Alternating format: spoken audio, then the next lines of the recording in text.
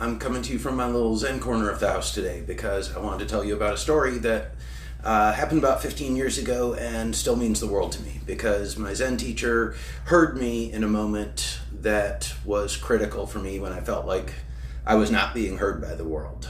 I was working with a gentleman named Pat Hawk. He was my first Zen teacher, and he unfortunately passed away in 2012, but he was a big influence on my life. And in that moment, maybe around 2008 or so, I was really in the depths of depression. It was just a very dark time in my life. I wasn't sure how to cope.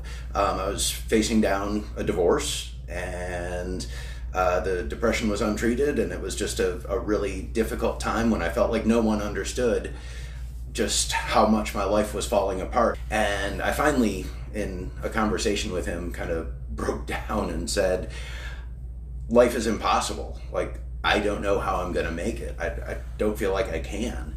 And he said to me, life is impossible, Ben, which is not kind of where you expect comfort to come from. But he said, this breath is possible.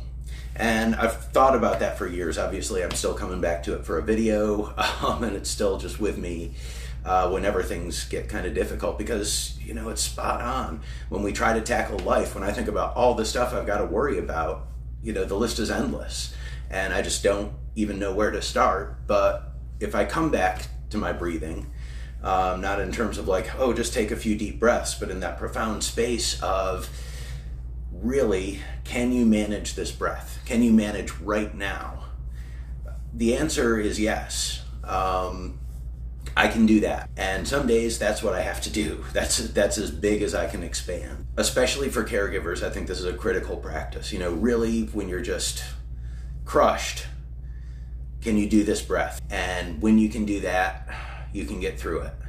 And if you can get through that, you can get through the next breath. And, you know, before you realize that the day has passed, and I'm not saying it's magic, I'm not saying you'll feel great, but that's how you can get through. That's kind of an alchemy of turning the impossible into possible if you bring it down enough to that breath.